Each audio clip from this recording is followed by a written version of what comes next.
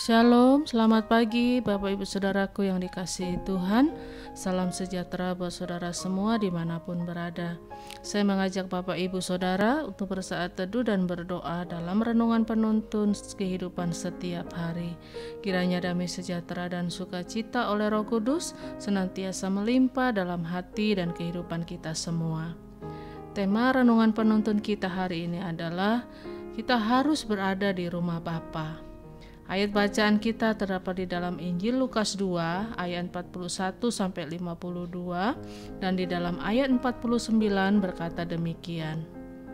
Jawabnya kepada mereka, "Mengapa kamu mencari aku? Tidakkah kamu tahu bahwa aku harus berada di rumah Bapakku?"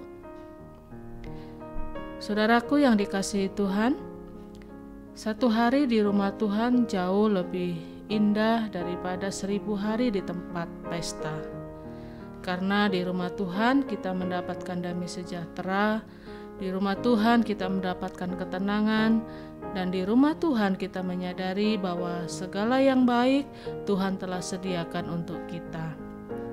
Kalimat yang diucapkan Yesus, "Aku harus berada di rumah Bapakku," seharusnya menjadi kerinduan setiap orang percaya juga, bahwa kita harus senantiasa berada di rumah Bapa kita, yaitu Allah kita di surga.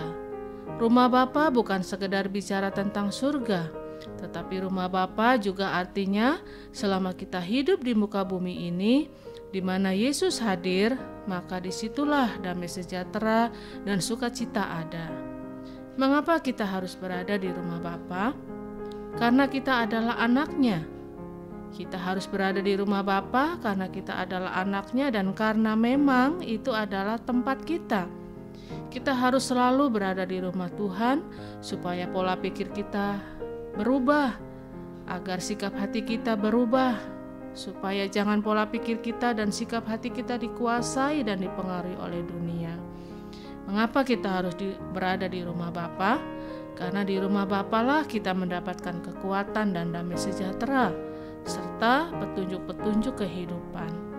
Ketika berada di rumah Bapa, berarti kita rindu bertemu dengan Bapa. Karena itu, kita harus mengalami perjumpaan dengan Bapa kita. Adanya puji-pujian firman Tuhan yang disampaikan atau persembahan yang kita berikan dalam sebuah ibadah, semuanya itu bukanlah menjadi inti kehadiran kita di gereja, tetapi mengalami perjumpaan dengan Tuhan secara pribadi, itulah inti ibadah kita. Karena jika kita mengalami perjumpaan dengan Tuhan, maka kita akan mendapatkan kekuatan, damai sejahtera, dan petunjuk kehidupan dari Tuhan. Dan mengapa kita harus berada di rumah Tuhan? Karena di dalam dunia ini ada banyak kepalsuan.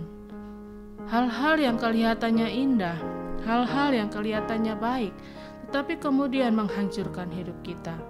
Tetapi jika kita ada di rumah Bapa, kita selalu punya rem, kita punya kendali, kita memiliki semangat.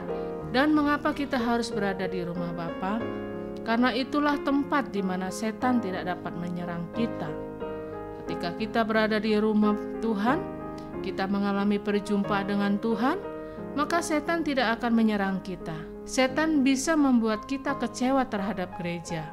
Setan bisa membuat kita kecewa terhadap banyak hal. Setan bisa mengganggu, tetapi dia tidak bisa menyerang kita karena kita dijaga dan dilindungi oleh Tuhan. Jadi Bapak Ibu Saudaraku yang dikasihi Tuhan, dalam hidup ini terlalu banyak kepalsuan dan terlalu banyak ketidakpastian. Hanya firman Tuhan yang bisa menjadi sumber kepastian, dan hanya di dalam rumah Tuhan kita akan mendapatkan kekuatan, damai sejahtera, dan ketenangan dalam hidup kita.